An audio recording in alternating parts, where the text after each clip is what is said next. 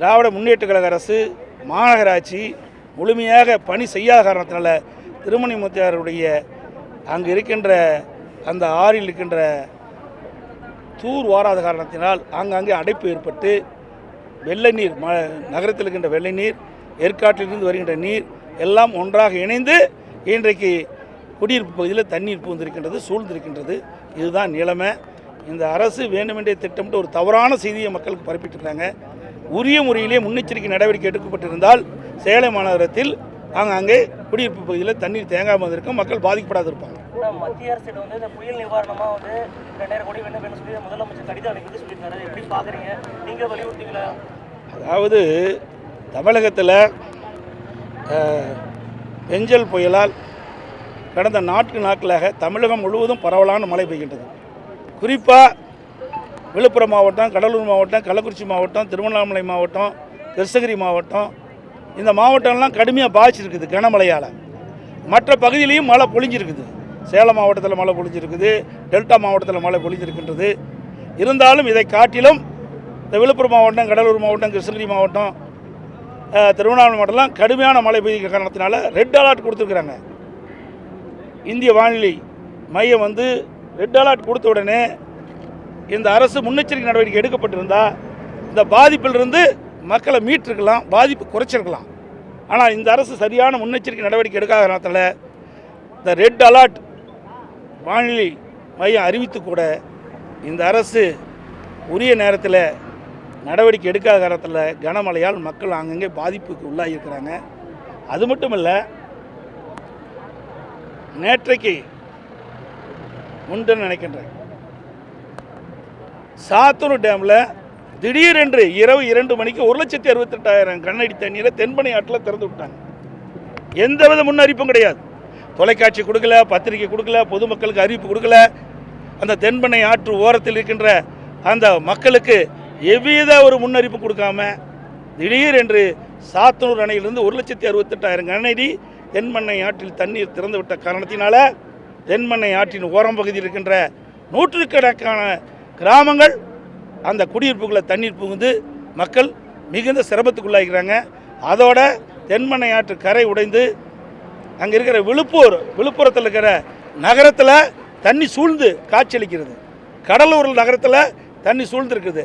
கடலூர் மாவட்டத்தில் ஒரு 20 கிராமங்களில் தண்ணி புகுந்திருக்குது. கள்ளக்குறிச்சி மாவட்டத்தில் தென்பெண்ணை ஆற்று ஓரம் கரையோரமாக இருந்த 100க்கும் மேற்பட்ட கிராமங்கள் வெள்ள நீர் சூழ்ந்திருக்குது. இதையெல்லாம் முன்னெச்சரிக்கை நடவடிக்கை எடுக்காத ஒரு திறமையற்ற முதலமைச்சர் தமிழகத்தை ஆண்டு கொண்டிருக்கிற காரணத்தில் இவ்வளவு இந்த மழையால் மக்கள் இவ்வளோ பாதிப்பு உள்ளாக இருக்கிறாங்க. இன்றைக்கு அணையிலிருந்து தண்ணீர் திறந்து விடுகின்ற பொழுது எச்சரிக்கை கொடுக்க வேண்டும் மக்களுக்கு. அப்போ தான் மக்கள் பாதுகாப்பான இடத்திற்கு அவர் செல்ல முடியும், அவர் உடைமைகள்லாம் பாதுகாப்பாக எடுத்து செல்ல முடியும். ஆகவே எந்தவித பாதுகாப்பும் இல்லாமல், எந்த ஒரு முன்னறிப்பும் இல்லாமல் திடீரென்று சாத்தனூர் அணையிலிருந்து 1,68,000 கனஅடி நேற்றைக்கு முன்தினம் இரவு 2 மணி அளவிலே தண்ணீர் திறந்து விட்ட காரணத்தினால அந்த தென்பெண்ணை ஆற்றின் கரையோர பகுதியில் இருக்கிற மக்கள், விழுப்புரம் நகர மக்கள், கடலூர் நகர மக்கள் கடுமையாக இந்த வெள்ளத்தால் பாதிக்கப்பட்டிருக்கிறாங்க. இது கடும் கண்டனத்துக்குரியது. இந்த அரசுடைய அலட்சியத்தால் இன்றைக்கு இந்த தென்பெண்ணை ஆற்று கரையோர இருக்கின்ற மக்கள்லாம் கடுமையாக பாதிக்கப்பட்டிருக்கிறாங்க. இதை போர்க்கால அடிப்படையில் இந்த அரசு துரிதமாக செயல்பட்டு அந்த வெள்ள நீர் வடிவதற்குண்டான நடவடிக்கை மேற்கொள்ளப்பட வேண்டும். அதாவது ஒவ்வொரு முறையும் புயல் வருகின்ற பொழுது ஆளுகின்ற கட்சியினுடைய அரசாங்கம் புயலுக்கு தேவையான நிவாரணத் தொகையை மத்திய அரசிடம் கோருவது வழக்கம். அந்த அடிப்படையில் இந்த அரசும் இன்றைக்கு பெஞ்சல் புயலால் கனமழையின் காரணமாக பல்வேறு மாவட்டங்கள் பாதிக்கப்பட்டிருக்குது. குறிப்பாக விழுப்புரம் நகரம், விழுப்புரம் மாவட்டம், கடலூர் நகரம், கடலூர் மாவட்டம், கள்ளக்குறிச்சி மாவட்டம், கிருஷ்ணகிரி மாவட்டம், திருவண்ணாமலை மாவட்டம், டெல்டா மாவட்டம், இந்த பகுதியெல்லாம் கடுமையாக பாதிக்கிறது. இதையெல்லாம் கணக்கிட்டு உரிய முறையிலே மத்திய அரசோடு தொடர்பு கொண்டு இந்த மக்களுக்கு தேவையான நிவாரணத்தை பெறுவதற்குண்டான முயற்சி இந்த அரசு எடுக்க வேண்டும். அதிமுக ஆட்சியில் வந்து மக்கள் தூங்க முடியாத நிலைமை இருந்தது மழைக்காலங்களில். இப்போ திமுக ஆட்சியில் வந்து நிம்மதியாக இருக்காங்க மக்கள் அப்படின்ற மாதிரி ஒரு முதலமைச்சர் கருத்து தெரிவிச்சிருந்தாரு. அதை எப்படி பார்க்குறீங்கன்னா? இப்போ நீங்கள் பேட்டி கொடுத்துட்ருக்கீங்கள, சேலம் மாநகர மக்கள் இரவில் தூங்கிட்டே இருந்தாங்க. நீங்கள் இரவில் தூங்குனீங்களா? மழை வெள்ளத்தில் எப்போ நம்ம வீட்டுக்குள்ளே தண்ணி போகணும் அச்சத்தில் தானே படுத்து தூங்கி உறங்கிட்டு இருந்தீங்க. அப்படிப்பட்ட நிலைமை தான் தமிழகத்தில் நிலவி கொண்டிருக்கின்றது. 2 நாளைக்கு முந்தி சென்னையில் பார்வையிட்ட முதலமைச்சர் எக்ஸ் தளத்தில் வெளியிட்டார். இன்றைக்கு சென்னை மாநகர மக்கள் கனமழையால் வெள்ளத்தால் தூக்கத்தை தொலைந்த ஆட்சி அதிமுக ஆட்சின்னு சொன்னார். அதையே திருப்பி நாங்கள் கேட்குறோம்.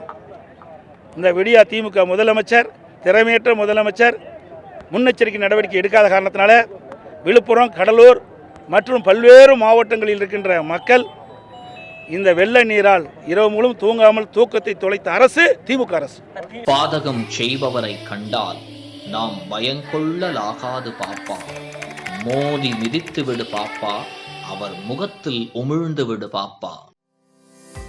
அண்மை செய்திகளை உடனுக்குடன் தெரிந்து கொள்ள இணைந்திருங்கள் இயம்நாடு தொலைக்காட்சியுடன்.